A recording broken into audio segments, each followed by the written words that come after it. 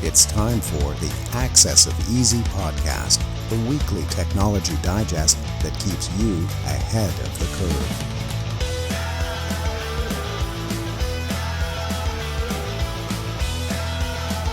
Brought to you by EasyDNS.com. Welcome back, everybody, to the AxisOfEasy podcast. Second attempt. This is the audio. Hang on a sec, Joey. Let's restart this one. I'm kidding. This is the audio compendium to the weekly newsletter. The latest and greatest, as we like to say, in data breaching and overreaching. My name is Joey.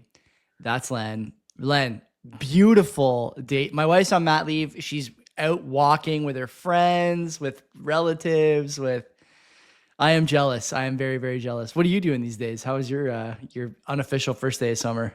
No, we've had a warmer day very recently. For whatever reason over here in Oakville, it's not as warm as it was where I came from work. So whatever, it's just another day, another dollar, and here I am doing more, just grinding away, baby. So it's not the first day of summer yet. It's just another day. It's coming. We have 4 stories tonight. Don't forget that we do the top 4 stories. But there are other stories in the newsletter. You can visit it. Visit the website, I should say, AxisOfEasy.com, and subscribe to it, the newsletter that is, to get all of the content that we don't cover. As always, though, we'll start with last week's quote. Some things have to be believed to be seen. That was by Ralph Hodgson. You know that guy? You know that name? No. Cody Hodgson, yeah, former hockey player, but neither did anyone else. So no one got that. This week's quote: "We do not see people as they are, but as they appear to us, and these appearances are usually misleading." Wow, deep. If you know who that was by, put it in the comments. You know the rules. No Googling. Don't look on the internet. You know what would be if it was another Ralph Hodgson quote? Like run 2 of them back to back? Yeah, throw a curveball. If you didn't guess the first time, well, here you go, peeps. Try this again. That'd be classic, right? Like that's what I want to see. Give them something like that they weren't expecting. That would be good. We got to talk to the authors about that. If you know who it is, you know the drill. Comments, 50% off for your next round renewals on the house, actually, which is excellent. So Len, we have 4 stories tonight. Some fun ones here. I don't know, where do you want to start? I mean, these are some, again, frequent flyers, but there's a few new entrance to the contest here as Marks well. and Spencer, that's a new one. It is. I've never been to one of these places, but apparently they do exist in Canada. Have you been to one? I have not. I've also not heard of them. I would say that I'm not quite like fancy enough for something like this by the looks of it, but I don't know. Maybe I'll buy something from them and then wear it on Monday night, our election show. Well, after hearing this, I'm not sure if you want to go unless you want to go with assumed name. Some alias or something like that. Like when I saw this Marks and Spencer, I thought immediately this was like a high-end jewelry store or something along those lines, but it's not. It's like a clothing store or stuff like that. So whatever, it is what it is. There, a store or a chain that's very much based with United Kingdom, and looks like they were hit by a cyber security incident that took place just this past weekend over the Easter long weekend. And so this took place just a few days ago. Now it's coming out and we're learning about this. Took a look immediately at the stock price because this is a publicly traded company. Joey, in the past 5 days, what do you think it's gone? Up, down, sideways? Up. Yeah, surprisingly, it's gone up 2%. So even with this news, the past 5 days, which encompasses before the Easter long weekend, it's up slightly. So it looks like investors may not care too much about this, but take that for what it's worth. As for the specifics with respect to this cybersecurity incident, it looks like they're still tight-lipped on exactly what happened. So it means that either they're still at risk and they don't want to expose whatever it is that's happened to them and have another incident like that, or maybe there was a ransomware payment that has been made or it's pending. Either way, it's probably one of the two of those things. But what's happened is it's impacted customers, and customers are having difficulty with completing payments. Specifically, it's the contactless payment. I suspect that's where you provide a credit card or with a chip on it, and it just does the payment like that. So the payments with respect to contactless is unfortunately being blocked and not being accepted in stores. Mm-hmm. But they're saying that stores, they're still open, and customers can continue shopping through its website and through its app. They're trying to divert people to do that. And they say that they have made proactive decision to move some of our processes offline to protect our colleagues, partners, supplies, and businesses. All this means is the faith that I have with respect for protecting data is probably minimal at best. But what information would they have had from customers? I haven't shopped there, but if you are a shopper, are they asking for your name? Are they asking for specific information, telephone number? Okay, so I'll tell you they do sometimes. And the reason they do it is because they want to prevent fraud in the returns sort of silo. I think that's why. They may have loyalty cards or email lists as well, Len, which are obviously very popular in the retail space. I think that's also possible, that you see a guy who is shopping at a menswear store or ladieswear store or whatever. And what ends up happening is they are placed on a list where, every year on their birthday, they get a 10% off coupon. So now you've given your name, your email address, and your birthday, and then use your credit card. Now, presumably there's some level of, your credit card information that's there, right? And so you have all these things that are going on in the background at any retailer. These guys just happen to be the center of this story. But I'm sure this kind of thing could happen at you name it, any sort of mainstream retailer could experience something like this. If somebody was able to extract some money from a ransomware attack, it's going to make this type of incident more prominent, because they'll look at other retailers that have similar type of data that can be extracted and used as a way of getting a quick payment. So they'll be going, like, just in Canada, for instance, is it the Bay? Which one is it going? It's Bay is closing right now. Yeah. Right. So, like, do you think that they're providing the utmost of cybersecurity to all their data? No, I think they're just trying to, right. So, like, wouldn't that be, I'm not trying to say people should go hit it for information, but if I were, I'd be looking at them, and they've been in business for, gosh, how many hundreds of years? Mm-hmm. Not that they have data that's valuable. Back to the pelt and fur trade. Yeah. I'm curious to see what sort of trade was done in 1547.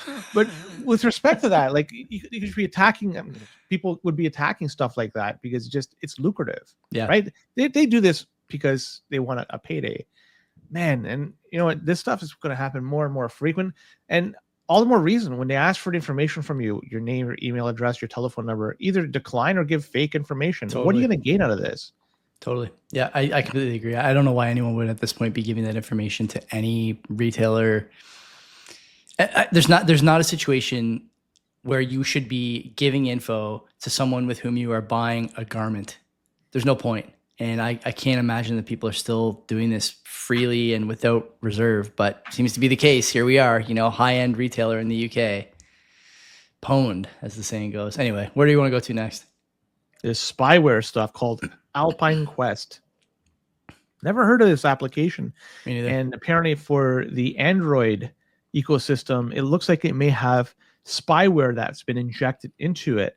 I'm not sure if Alpine Quest is also available on the Apple Store, the App Store, but it's available on the Play Store for Google or for Android. And this is a popular mobile app. This is according to Google, used for outdoor activities like hiking, running, and off-road navigation. And it's offering features like offline mapping and stuff like that. So it's for people that are hiking enthusiasts, people that want to go off-roading, trekking, stuff like that. This is an app that people may want to tune into and install because it may just make their whole journey a little bit easier. But with respect to this, looks like even the Russian military may have been using this with respect to the war that's going on in Ukraine.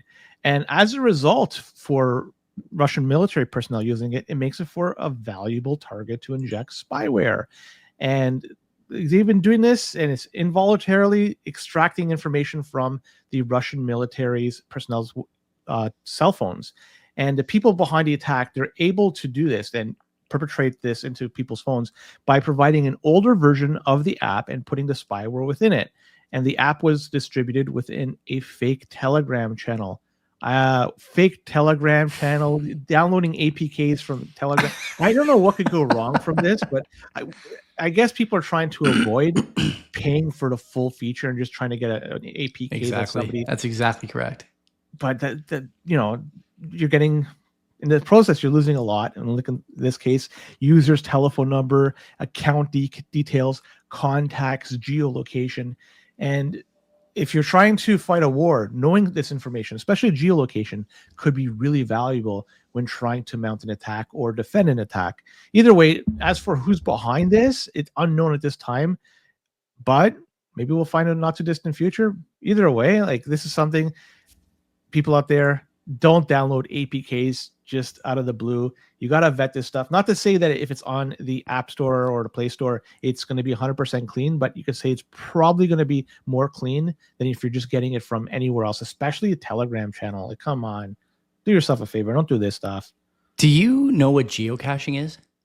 That's where you go to a particular place and there's something to find there, right? Yeah. So this was like super, I don't want to say it's not super popular now. I certainly am not doing it. I've never been a geocacher, but it was super popular years ago. And around the time iPhones really started to take hold of the consumer cell phone market, there's a lot of apps that were released that had presumably tons and tons of really good user location data at all times. Because it would know where you were, when you were there, why you were there, who you were with, if they were also users of the app. Probably you could get who you were with, even if they weren't users of the app, thanks to the geographic data on your phone. And then I kind of think now that this is akin to that in a way. These outdoor apps where people are saying, "Oh, I want to go to this trail, that trail." I can't imagine these apps don't have features like, is this trail busy today? Yes or no? And how would you know that, right? Well, you'd know because there's people from the app at the trail. And when you have that amount of data, you are inviting fakers to come along and try and trick users into giving that data to them. Did you see the Telegram bot this thing had? No, but it was sending information back to it, right? I have like real-time user data to it, like insane. Like people, the amount, not to blame the users in this case, but like you mentioned there, you've done quite a few things wrong if you ended up with this app. You have to have really no understanding or survival, like digital survival instinct, to make it down all those different paths all at one time for an app about like hiking. Like, are we really serious about this? This is what we've come to. Just pay the $8, like whatever it is, right? It's crazy people are doing this. One thing you don't see on Apple, on the Apple ecosystem, is fake apps. So there is no APK store where people are trying to skirt the fees. It's a pain sometimes, but you really never hear problems like this from Apple devices or Apple users. Not saying there aren't other problems, but these ones in particular you're guarded against. So have you taken a look to see if Alpine Quest is available on there? I'm curious if this is strictly just an Android thing or if it's available on both platforms. Let's see. But Alpine Quest. Spyware that's being thrown about within this is just an older APK, so something that's available only for Android. So I don't see it. There's popular ones here that I recognize, like All Trails, but no, there's nothing here called Alpine Quest. So I wonder why they didn't port this over to the Apple ecosystem. Either way, whatever.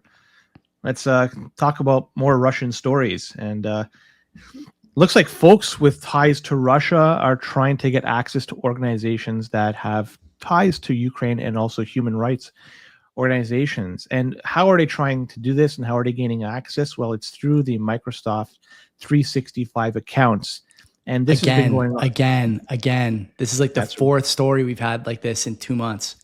Well, it's cloud-based, right? Anything cloud-based is going to be a honeypot for information. And depending on who's using it, in this case, if it's people in Ukraine or human rights, then you can see Russian actors wanting to get access to it. And this has been going on for about a month, since March of 2025.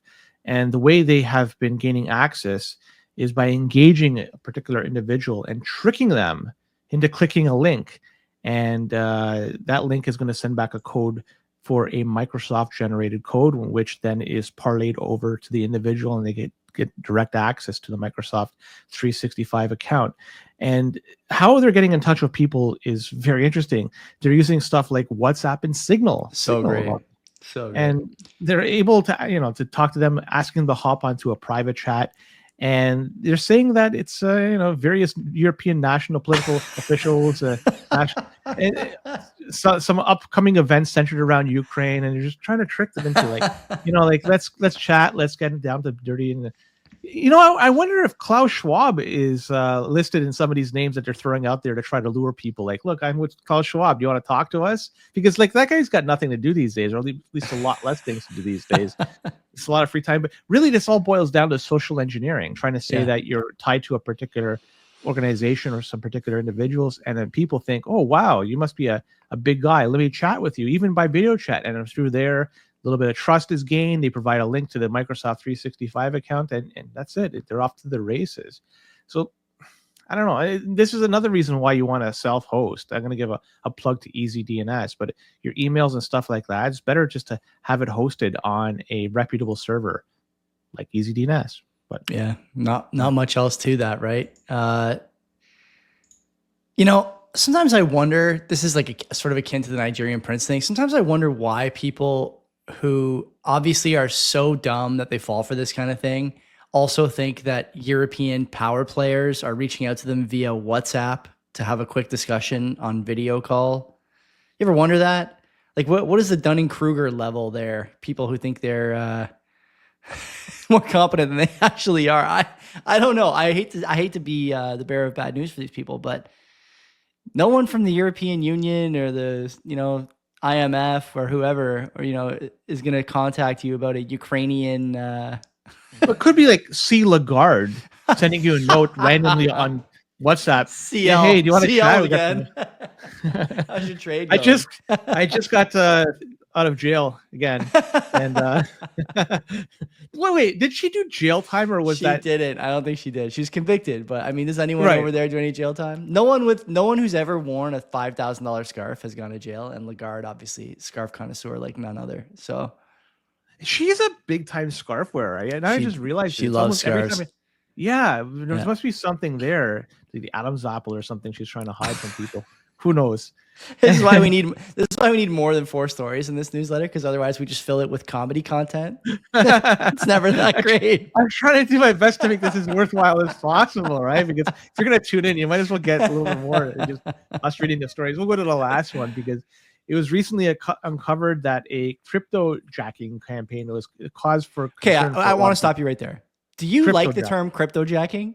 Are you a fan of this term? I do not like this term, but I don't know a better one. It's kind of abrasive, it doesn't really flow off the tongue, Yeah, it's tough to say, and it really has a lot of ties to I'm going to be as politically correct as possible here, with the altcoin community, because stuff like this doesn't really happen, at least with respect to what's talked about in this story. It doesn't happen within Bitcoin, because we're talking about proof of work with ASICs, and you can't really mine off somebody else's resources off their CPU or GPU. It just doesn't work. Yeah. So yeah, we'll continue with the cryptojacking term. Again, it looks like both of us are giving it a few thumbs down. Yeah, which is it is what it is. Anyways, there's an innovative new approach that people are taking with respect to mining these altcoins, and it's without the user's consent, and by taking over or getting involved with the Docker environments.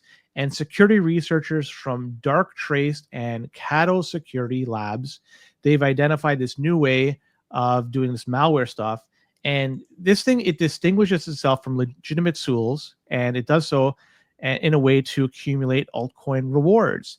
And the key aspect here is the malware connects to a Web3 startup, and it's called Teneo.pro.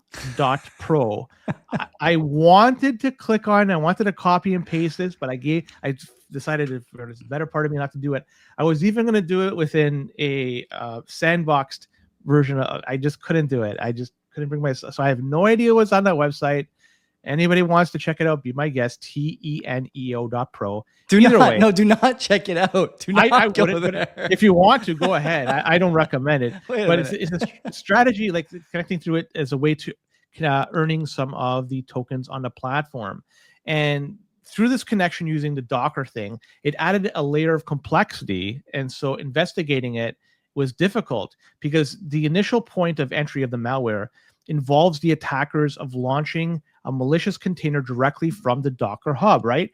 And when that's done, it's sending information that's going to be sent directly to them. And typically when you load up Docker, it's going to be sending information to somewhere if you're going to be mining or getting some sort of node done online to get access to more of these altcoins. So by using this, it was a way of trying to get around it. So like, it's a way that they could get some free tokens without notifying the end user. So all in all, what's recommended here is you have to do some network sniffing. You got to have firewalls set up to make sure that the ports that should be closed remain closed. You're only accessing ports that should only remain accessed. Ensure that you have up-to-date software and keep network controls. So see what's being sent out if you can. Look at all the data that's being sent out. If there's a spike in activity that shouldn't be a spike, there's something that's going wrong. And it's just a new surface attack for people to gain access to more wealth. And they're using people's Docker's environments to do that. And it's pretty innovative in a way because, it's sending more data at a time where more data should be sent. But still, I think if you do enough sniffing around, you may be able to find this stuff. But what's the big takeaway from the story? Bitcoin only, don't baby. altcoin. That's it. Right? Yeah. Like, what's the point? Like, you're just gonna be asking yourself for a whole bunch. You wouldn't get this in Bitcoin, right? Like, if you do this in Bitcoin, you don't have this type of garbage. You could lose your Bitcoin in other ways, but this, I mean, I don't know. This story is pathetic in many different reasons. I don't want to say anymore. And I just have to say one last thing. Sorry, I do have one Docker environment that's running in this household, and it's only for my node implementation. That is it, and it's very, very basic. And I just want to say that. I wouldn't even add anything to that, so I'm not going to. Maybe we can add some value here. One last story. The election is Monday. We won't be back on this channel until 3 days later. Where are you putting your chips? What do you got? For who's going to win? Yeah, give me the color and minority majority. I'm still steadfast in what I've been saying all along. It's going to be conservative victory. They'll have the most seats. It's either going to be a majority or a minority. I can't figure out which of the two it's going to be, but I'm leaning more so towards a minority. I can't see a path for the Liberals to win, but maybe I'm going to be totally wrong.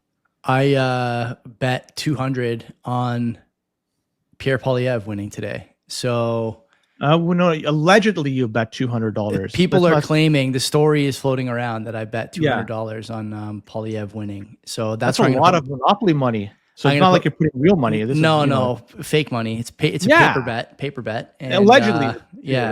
People are claiming that I made a paper bet. That's right.